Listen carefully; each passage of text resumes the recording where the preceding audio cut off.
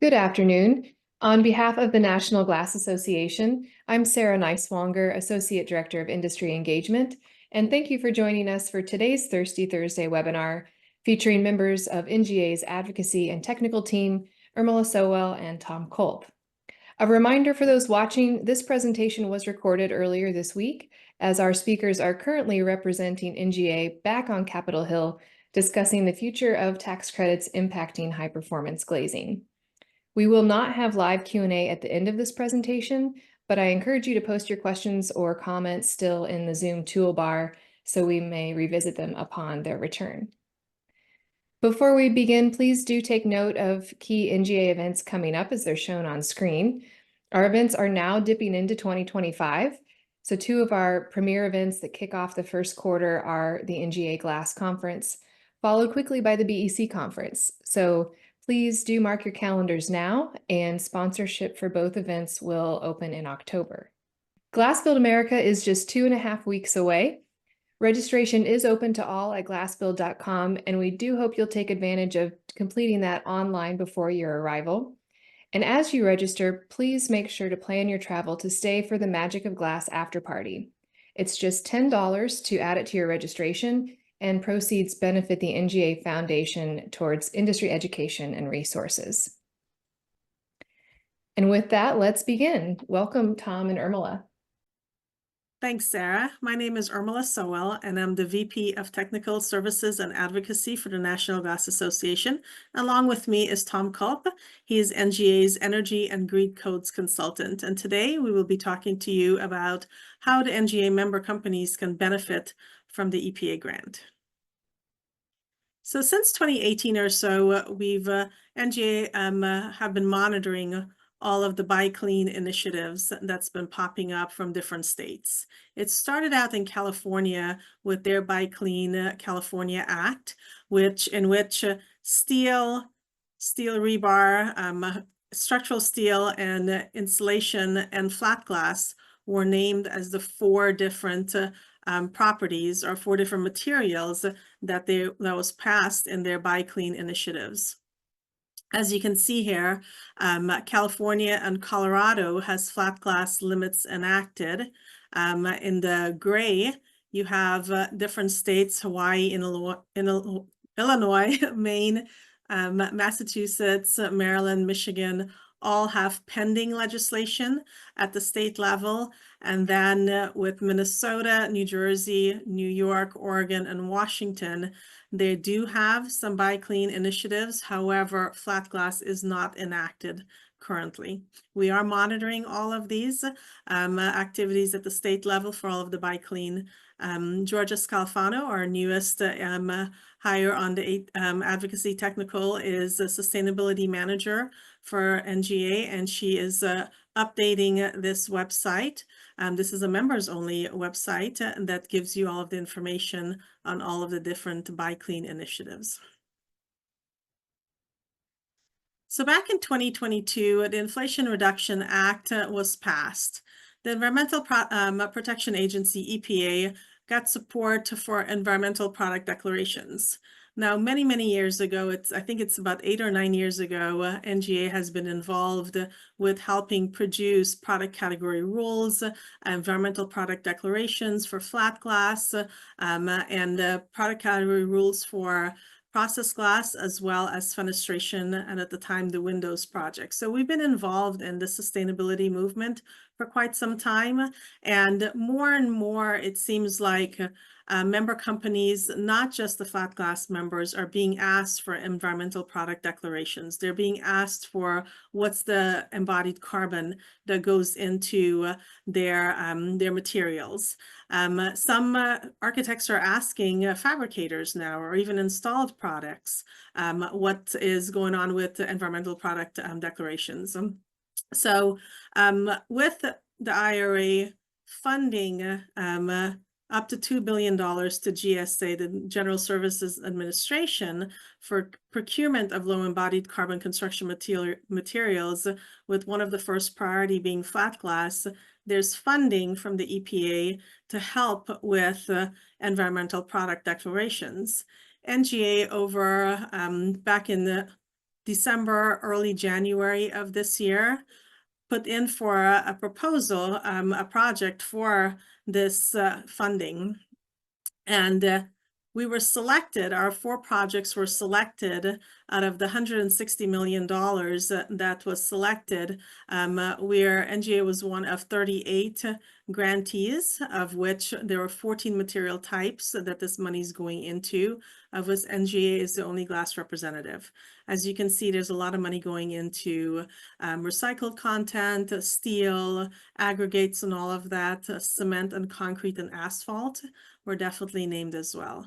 But NGA put in for some money to help the industry grow where it comes to environmental product declarations and all of the sustainability elements of flat glass. I'm going to turn it over to Tom to talk about the different projects that we have with this grant proposal. Tom. Now we wanted to spend a little time going through what is in this grant. It was announced, publicly that we're a selectee, and that, we have this big chunk of money coming our way, but what's actually in it? Because now we have to do the work, and it's a 5-year project. So this is a big endeavor for the association.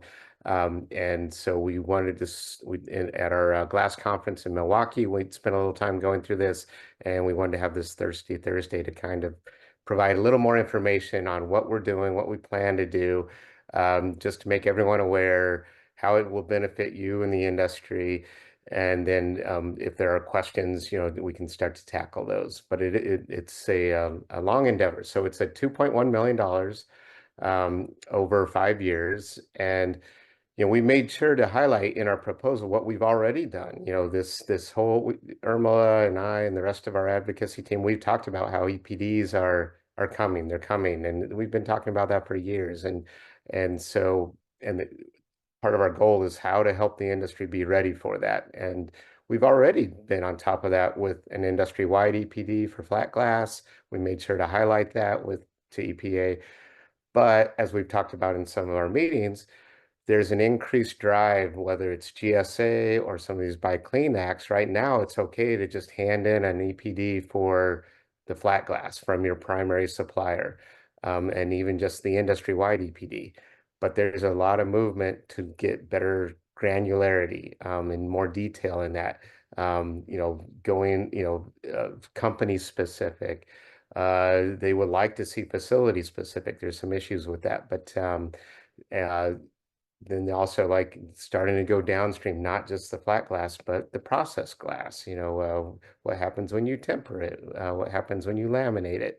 How does that impact the EPD? So our goal of this project is to help the industry be prepared for that, and to give you the tools literally so that you can develop those and hand in the work that you need to when asked by an architect or a buying agency. So it's organized into kind of 4 different sub-projects, and there's this very detailed Gantt chart showing kind of the schedule, and we're not going to go through that in detail, but we will talk about each of these in a little bit to kind of give you an idea of what we're doing, how it's split up into 4 different sub-projects. And so the 4 sub-projects are number 1, aimed at the primary flat glass. And so how do we gather the data, not just in industry-wide EPD or LCI life cycle inventory data for flat glass, but as they ask for more granularity, how do we provide that from companies and even more regional? Second part is going a little more downstream. And that first part, we have 333,000. We can talk about the details of the funding, but there's a good chunk of money there to aid with that process. Second project is to develop an EPD generator tool for processed glass. So it starts to get more complicated as you go downstream because you're adding processes, and we all know it varies. Okay, you have a different glass thickness, you temper it, you laminate it, you insulate it. How do, the number of combinations grows very quickly. And so it's much more complicated than just handing in an EPD for the flat glass, which is already complicated. So the approach being taken by many industries, and materials beyond just our own is to have these generator tools that are flexible, where you put a lot of work into developing a model that then ultimately, yeah, for a certain company, they can, once their input data is in there, they can literally say, okay, I'm going to make this certain product, click a button and spit out an EPD. And the concrete industry has already shown this works. The Ready Mix Concrete Association has done a lot of work on that, and they're doing more. Steel has done a lot of work on this. And so there's a lot of funding here to work with an LCA contractor to develop a generator tool that would work for different types of processed glass. But there's a lot of work involved there for our members, the glass fabricators that can be involved with that. So we did make sure a big chunk of the grant, $1.2 million, is specifically not just going to cottage industry, LCA contractors and partners, but to you, to our members, to help aid in that. And so that's technical, educational, financial assistance from work, from the life cycle assessment contractors as well as NGA staff, but also direct money to fabricator members participating, because we understand there's going to be work on your part, internal. You're going to have an engineer gathering data to put into this model. There's going to be own internal training. And there's going to be, fees involved with generating some of these reports. So we have funding to help cover some of that initial work to kind of ease into this whole system. And then the last one we'll talk about is this end of life data collection. There's an interest in going full circle, with the, not just cradle to gate, as they would say, for making a product and getting it out of your manufacturing shop, but also what happens at the end of life. And for glass, when a building is deconstructed or a facade is deconstructed, how much of that glass is recovered? Where does it go? And that's what they call LCA Part D data. And the EPA has interest in gathering some of that. And we have recycling members that are interested in tracking some of these in-use outcomes of recycled glass, and how do we promote that and better use of and circularity for glass. So there's some funding there for a kind of a case study in that area. So the first one, kind of jumping back to the 4 grants or 4 sub-projects. First one is focused on the primary glass. So this is working with the primary manufacturers, where we will, and the timing, rough timing is shown there. We are already working with EPA. I guess let me comment on timing in general. We've been selected for a grant that we are not awarded the grant till all the paperwork's done. So there's a lot of bureaucracy.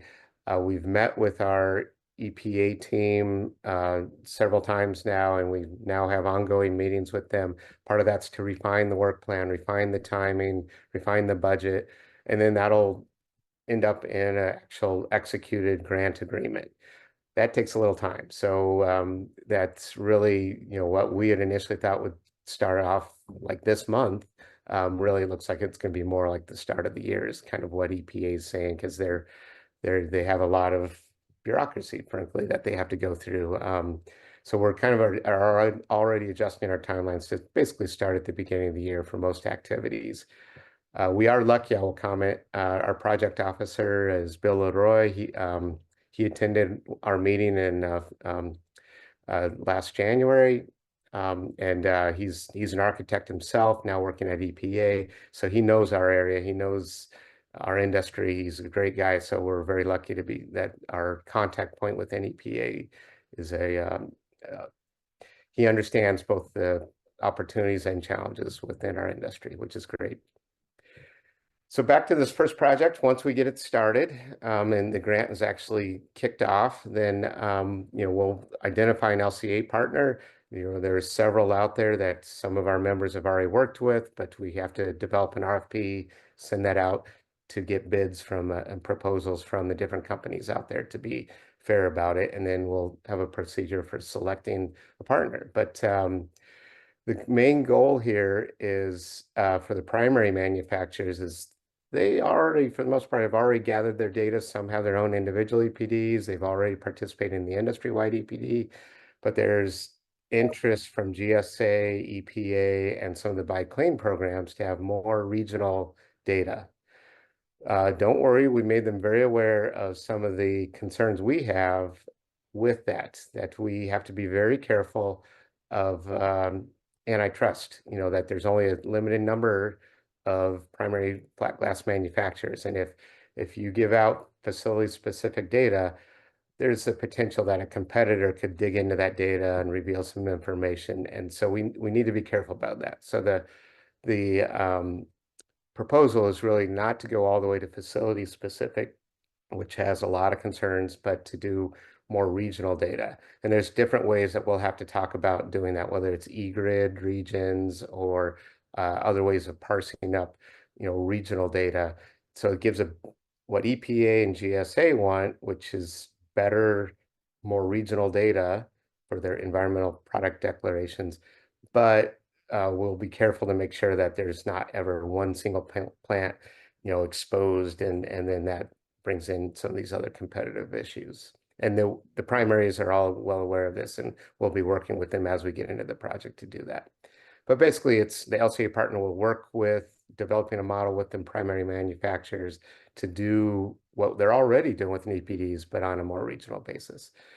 Part of that is, we will not this year, but next year have to update the PCR product category rule for flat glass. So we put in funding to help cover that. We may have to extend the timing on that a little bit based on some of the feedback we're getting from EPA, but we'll make sure to do that. So that's really the primary first sub project. Irma, anything you want to add on that one before we move on to the next one? No, just that when these projects start up, we'll make sure that we have all of the stakeholders involved in the conversations and move together consensusly as we've always done. Right, and it's the nice part is the funding covers any LCA partner that we end up working with. It Yes. covers some of the third-party review costs and things like that. So we're able to do this without, putting much burden on the association or the members. And in fact, there's even some funds there for help cover some of the internal costs for the manufacturers to gather their data and participate. So not complete, but at least there's some stipends there to help offset some of the internal costs. The second project, sub-project, is now going downstream, and this is probably where it's going to involve more of the people online for this presentation. This is aimed at the fabricators, and so we're not going all the way down to a window or a complete facade. That's really beyond the scope of this project. But we do want to move beyond just primary flat glass to processed glass because there's a lot of demand. People are asking for that for an EPD, not just on the primary glass, but on the heat treated glass, on the laminated glass, on the insulated glass, and even some of the other, more exotic things like blast resistant or things, fire rated glazing and so forth. So this project is really aimed at how do we develop a tool to make it easy to get EPDs for the full third-party reviewed EPDs for processed glass when there's a bazillion different configurations. That's the challenge. So first off, we have to have a PCR, product category rule, that sets the rules that everyone follows when generating an EPD. That work is already underway. We made sure the EPA was aware that this is already, from the timing, technically it already expired, but we're getting an extension and the work is already underway on that. So we'll try and cover some of those costs with this grant. But then similar to the first sub-project, we'll identify and select an LCA partner. Some have already reached out to us that they're all interested in bidding on that. So we'll work with a subgroup to fairly review those and come up with the best solution. Identify an LCA partner and work with them to develop the CPD generator tool. So that's where they will develop a process model for these different things, whether it's tempering or laminating or insulating. How do you take the input data from the primary flat glass, add in these other processes, and come up with a model that can generate your carbon footprint and your EPD for these different final products, and a tool that will quickly spit it out. Now, the trick is that varies for everyone. Each fabricator, your utility costs may be different. Your efficiencies may be different. Your use of electricity, natural gas, water, uh, even things like cardboard coming in, your pallets, your packaging, how you ship things out, all that varies between fabricators. And that's kind of the tricky part is then the LCA partner will work with each fabricator to gather that data, develop a model that works for you and is company specific so that then you can then click a button and say, I'm making this product. Here's an EPD for that product. We make it sound easy. Click a button, here it is. The LCA contractors promise that, oh yeah, it will be that easy. Now, reality, there's a lot of upfront work to get to that point. So that's where we will have to work together, the member companies who choose to participate along with the LCA partner. So we kind of envision this in a couple of stages. There'll be some early adopters. There'll be a second wave later on as additional fabricators come on board. The benefit, with the whole presentation is how will you benefit from this grant? One is the funds are covered for the LCA contractor to develop this tool, to make it easy for you and to work with you and provide some technical assistance with you. But really, the sub-project 3, it's the same thing, but it's carved out different in the budget. It's a big chunk of the budget, and this is specifically all about benefiting the members, the sub-project 3. And it's all about, as we create this tool for this EPD generator tool for process glass and with the fabricators, we need to, it's going to involve a lot of work on your part as well to be upfront. And so we've accounted for that. So there's funds in there for NGA and the LCA contractor to do education, training, technical support. And then there's also funds in there specifically going to the fabricators. And that's really in two parts. One is financial assistance to cover some of the internal costs that, like I said, you're going to have personnel working on gathering the data. That's, it's not a hard cost, but it is a real cost. Their time's going to be spent on that instead of other projects. So we have some set aside some money to at least partially, set up stipends to partially cover that. We're going to work. One thing we in the proposal, we kind of identified how we thought that might work. Might be something like $15,000 per fabricator. It's clearly not going to cover everything, but it's at least to ease the pain. And we'll, through the NGA board and with a kind of a work group, we'll make sure we figure out how to spread out those funds fairly, encouraging early adopters versus later adopters, but fair to all participants. The other part is, as you start to use the tool will require ongoing maintenance and upgrades. There's fees involved for third-party review, so that it's not free. So even though we have upfront money to pay for that tool, there will be like participant fees, could be an annual fee, could be per report fees, like for LCA reports or third-party EPD reports. There's going to be fees for that. So we have stipends in there as well to cover like the first so many, maybe the first 5 or 6 reports. Again, we'll have to refine those details, to make sure that's portioned out fairly for the different participants. But it would, again, ease the pain as people ease into this program. Irma, you have any comments on I that? was just going to say that this here, I think also makes it to where everyone is able to get an EPD. Right. For smaller businesses or smaller fabricators, it's the time, the money, the effort that goes into it. Whereas a larger fabricator may have personnel that's already taking care of sustainability needs for that company. And so this funding will help to kind of even the playing field for the larger fabricators, the medium fabricators, as well as the smaller fabricators. So it's meant as a member benefit for all of our fabricators. Yeah, and that was something important to EPA in their solicitation for proposals, is they want to encourage wider, broader adoption and use of EPDs, and exactly that, you know, accounting for companies of all size and all parts of the country. The one main benefit we should mention is if you have to do an EPD on your own for an individual product, it is enormously expensive. And some companies have done that already. You know, getting an EPD, it might cost them $75,000, and that will only cover a certain number of products. And if you want to expand that, it's going to cost you more. And so that's really the benefit of developing a tool like this, is it allows, you know, those kind of costs are going to be prohibitive, especially for some of the smaller fabricators.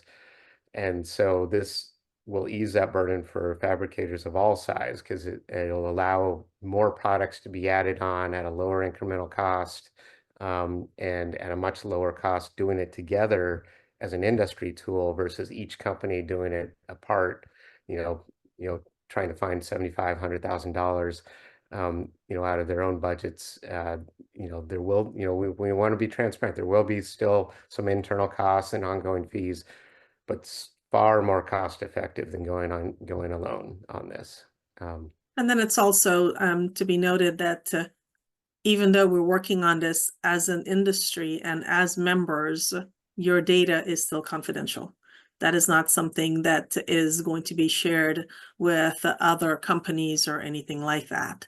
With the LCA practitioner, everything is completely confidential, and it's something in which you'll be working with the LCA practitioner on its own. For those who have looked at EPDs from the primary producers, the EPDs become public, but they're fairly generic in that they have, like, per ton of glass, or maybe it's per square foot of glass or whatever. It'll have like the carbon footprint, some other metrics that life cycle assessment includes, like eutrophication potential, which is like basically the impact on water, and acidification potential, which is like the potential impact on acid rain. There's these other metrics. The main one that people are focused on is the carbon footprint or embodied carbon, but that's just a number in the end. So and that is public. That's the whole point. You want to give that to an architect or to give to other people. But all the input data that goes into that, that's confidential by manufacturer and is secure in the software. All the LCA contractors, they understand that's a key aspect for not just our industry, but any industry. So there are protections, and that will be part of our RFP to ensure there are protections in any software that's developed. All right, moving on to the fourth sub-project, the last one. This was kind of an add-on, but something that EPA is interested in, we're interested in. We've had recycler members interested in this, and so we thought, while we had the chance, let's throw this on. It's a little different than the others. It's more, you can think of it more as like a kind of a separate case study type thing. But this is a separate project to look at end of life and of glass and develop better LCA data collection on what happens to glass when a building is deconstructed or a facade is taken down. And we've already talked to, there's a number of members that we have that do both glass and metal. Another organization that I work with, the Aluminum Extruders Council, they also put in a grant, developing EPDs for aluminum extrusions, going into like curtain wall framing and commercial windows and doors, things like that. But we wrote up this same sub-project for them as well, and the whole idea is that the Aluminum Extruders Council and the National Glass Association can do this last sub-project together, and they were also selected for an award. And EPA understands and recognizes and is actually happy that we'll work together on this one. But it's basically, let's go work with some of our member companies taking down a facade or involved with a building deconstruction, hire an LCA partner that will go do a pre-inventory on the project, kind of do an assessment what's in there now for glass type, aluminum, framing type, and then track it as it's deconstructed. How much is recovered? What's the recovery rate on these different materials? And then follow it. Where does it go? Does it through the recycling or post-processing, we know there's some that's recycled back into the original content, especially on the metal side, but even on the glass, if it's carefully done, sometimes that can be done. But then we also know that there's recycling into other end uses that we could, ranging from glass going into these kind of fake granite countertops, or glass going into road fill, under in highways, to fiberglass, that glass goes into fiberglass sourcing. So there's a number of end uses, but it's not really well documented. Where does it go? So this project would track that and basically say, all right, here's a case study, follow it from deconstruction of where it ends up. End up with a white paper, a study with a little data that we can use to help inform.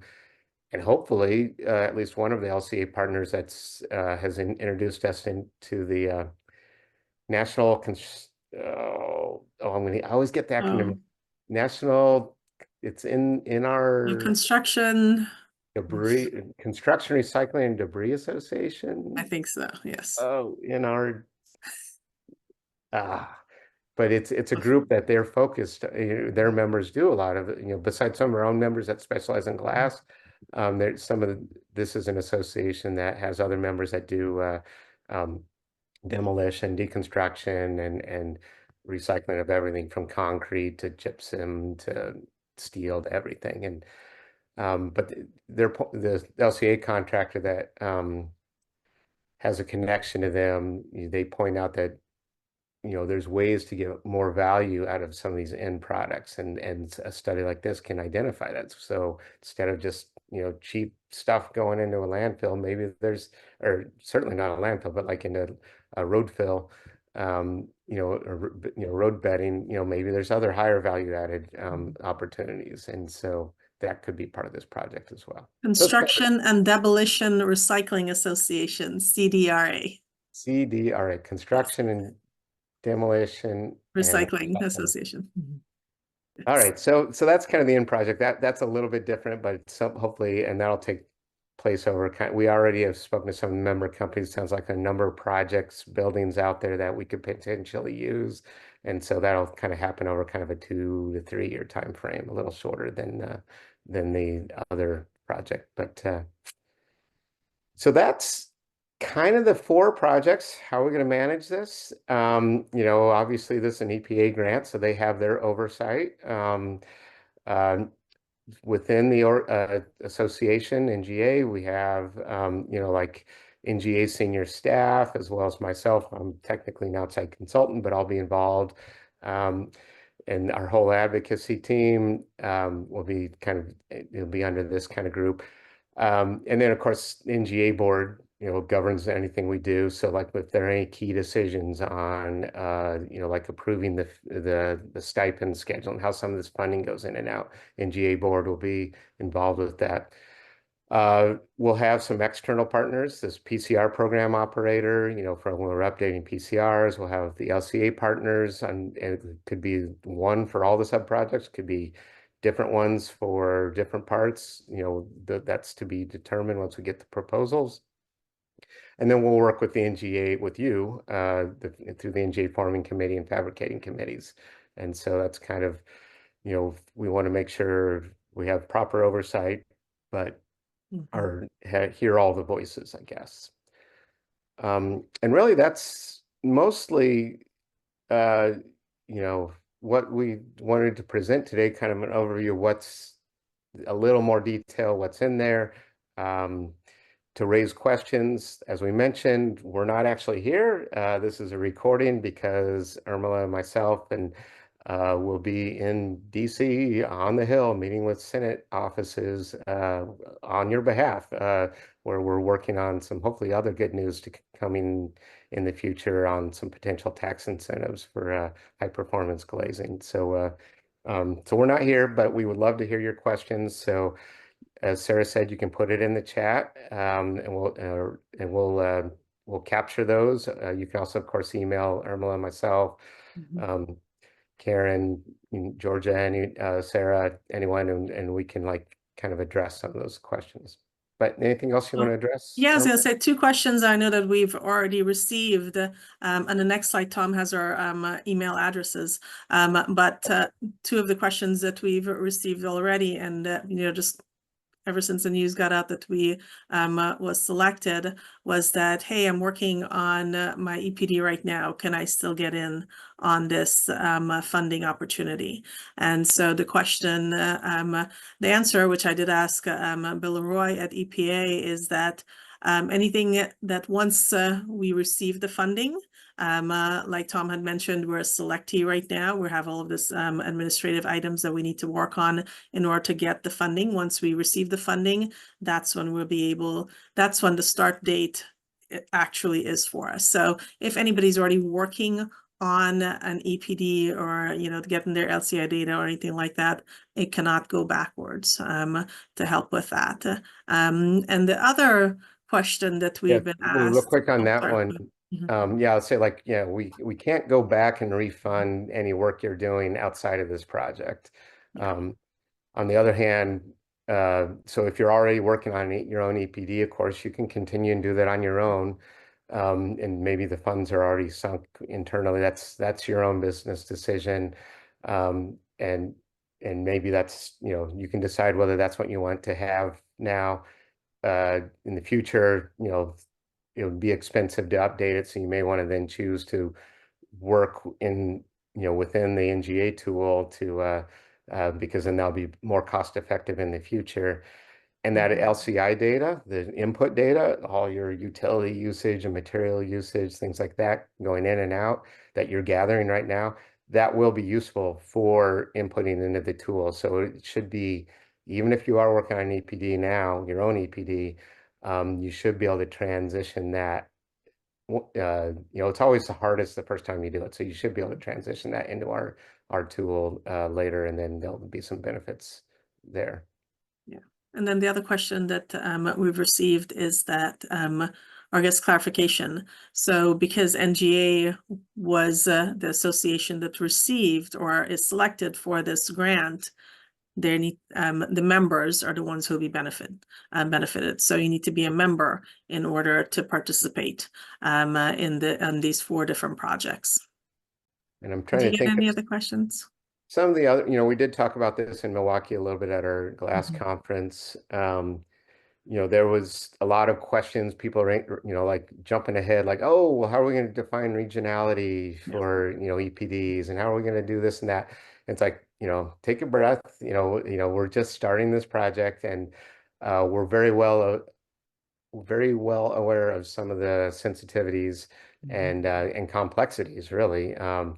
And so we'll work with, once we identify, we have to go through our steps. We have to do a request for proposals and identify an LCA contractor. But as part of that, we'll make it very clear that what are some of our sensitivities are, and we will, and then we know there are different ways to, that'll be ongoing discussion. So, yep, hold your horses. We will get into that. And mostly, like we said, certainly raise those concerns with us now. We can even kind of play around and start, structuring what we want in an RFP now, but officially the project probably won't start. Earliest would be December 1st, more likely January 1st. But yeah, please make us aware of any concerns or sensitivities or things you can think of. Always happy to hear that. The other one was, we do have international partners and members. The question was, can we use PCRs from Europe or other places? And the answer is no. This is specifically geared at EPDs for North America. So we have to use, you can use your data gathered from wherever, but even if you're bringing a product over from Europe, it has to be done to the North American PCR. And and that'll be what the whole EPD generator tool is based off of. So. And our website has all of the different PCRs. NGA has worked with the forming committee for the flat glass PCR, as well as the industry-wide EPD. And then we have NGA had worked with, actually it was IGMA and GANA at the time that worked on the process glass PCR, and currently FGIA and NGA are talking with UL right now to update that process glass PCR. And then we've worked with, NGA worked with WDMA as well as FGIA for the fenestration PCR. All of those are listed on our website. And I think even though project kickoff, we're looking at January 1st of next year, our next meeting, which will be in Carlsbad, California, the national our NGA Glass Conference, February 3rd through the 6th, we will have specific project meetings, so that if you're interested as a member and would like to participate in this grant and the different projects, that's where we will have a lot of the discussions and the meetings and decisions, starting to have the conversations to move forward. And that's February 3rd through the 6th in Carlsbad, California. That information is also on our website. Okay, well, if there's nothing else, we appreciate the update and are also eager to watch as this continues to play out over the coming months. Looking ahead, please do mark your calendar for October 17th. Jeff Phillips will be with us to give a breakdown on the Glazer approach to Division 10 interior projects. So that should be another interesting topic. Beyond that, we hope you have a good afternoon and we will see you soon.